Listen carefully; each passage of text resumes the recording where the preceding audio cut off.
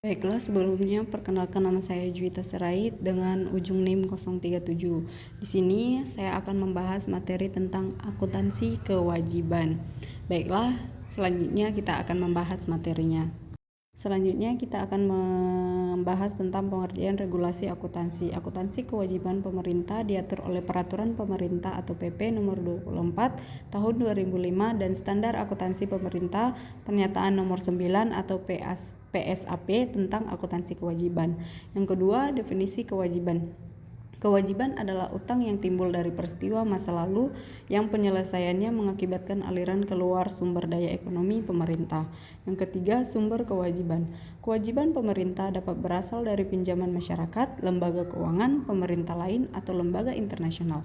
Selain itu, juga bisa berasal dari perikatan dengan pegawai, kewajiban kepada masyarakat, dan pengadaan barang jasa dari pihak ketiga. Yang keempat, kewajiban kontingensi.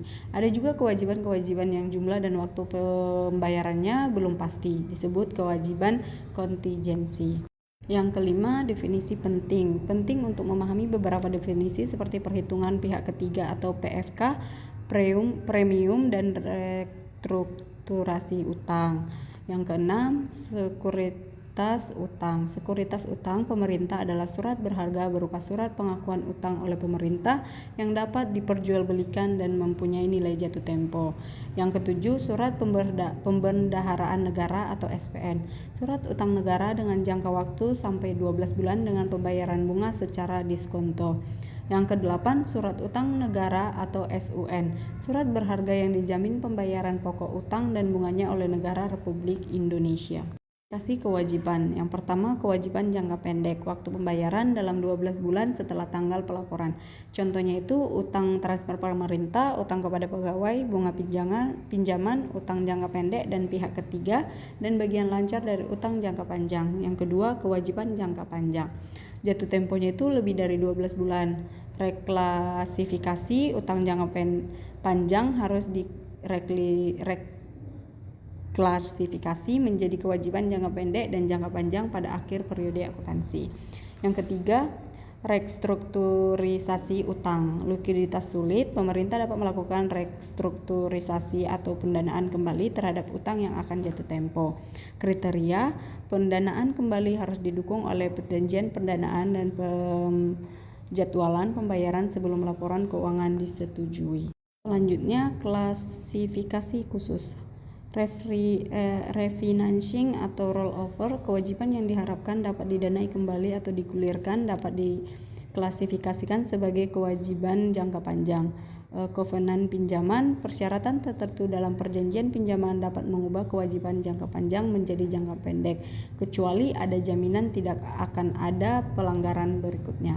Untuk kasus contohnya itu Pemkop XYZ meminjam uang untuk program listrik daerah, namun program tersebut macet.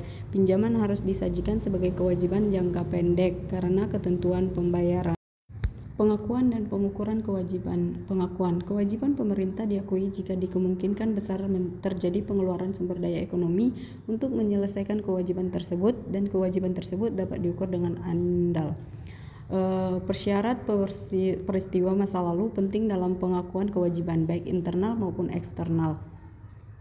Kewajiban diakui saat dana pinjaman diterima atau saat kewajiban timbul dari transaksi pertukaran, non-pertukaran, kejadian berkaitan pemerintah atau kejadian diakui pemerintah. Yang kedua itu pengukuran kewajiban. Kewajiban dicatat sebesar nilai nominal dalam mata uang rupiah untuk kewajiban dalam mata uang asing. Nilai nominal mencerminkan nilai pada saat transaksi disesuaikan dengan perubahan selanjutnya seperti perubahan kurs valuta asing. Pengukuran kewajiban berbeda sesuai dengan karakteristik masing-masing pos kewajiban. Selanjutnya, jenis pengukuran. Utang kepada pihak ketiga, kewajiban atas barang jasa yang diterima namun belum dibayar. Utang bunga, biaya bunga yang telah terjadi namun belum dibayar. Utang perhitungan pihak ketiga atau PFK, saldo pungutan atau potongan yang belum disetorkan kepada pihak yang berhak.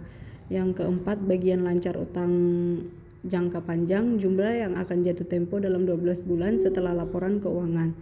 Kewajiban lancar lainnya. Kewajiban lancar yang tidak termasuk dalam kategori utang jangka pendek seperti biaya yang masih harus dibayar. Ini adalah proses pengakuan dan pengukuran kewajiban pemerintah yang mencakup kriteria pengakuan, pengukuran kewajiban, dan jenis-jenis pengukuran yang diterapkan. Adapun kesimpulan dari materi kali ini yaitu akuntansi kewajiban pemerintah diatur dalam Peraturan Pemerintah atau PP nomor 24 tahun 2005 dalam Standar Akuntansi Pemerintahan Penyertaan nomor 9 atau PSAP tentang akuntansi kewajiban. Kewajiban adalah utang yang timbul dari peristiwa masa lalu yang penyelesaiannya mengakibatkan aliran keluar sumber daya ekonomi pemerintah. Dalam konteks pemerintahan, kewajiban muncul antara lain karena penggunaan sumber pembiayaan yang berasal dari pinjaman. Pinjaman tersebut dapat berasal dari masyarakat, lembaga keuangan, pemerintah lain, atau lembaga internasional. Kewajiban pemerintah juga terjadi karena perikatan dengan pegawai yang bekerja pada pemerintah. Kewajiban kepada masyarakat luas yaitu kewajiban tunjangan, kompensasi, ganti rugi, alokasi atau realokasi pendapatan ke entitas lainnya, atau kewajiban dengan pemberi jasa lain. Kewajiban pemerintah dapat juga timbul dari pengadaan barang dan jasa dari pihak ketiga yang belum dibayar pemerintah pada akhir tahun anggaran. Baiklah, inilah materi yang dapat saya paparkan untuk materi kali ini. Jika ada kesalahan kata, mohon dimaafkan. Terima kasih.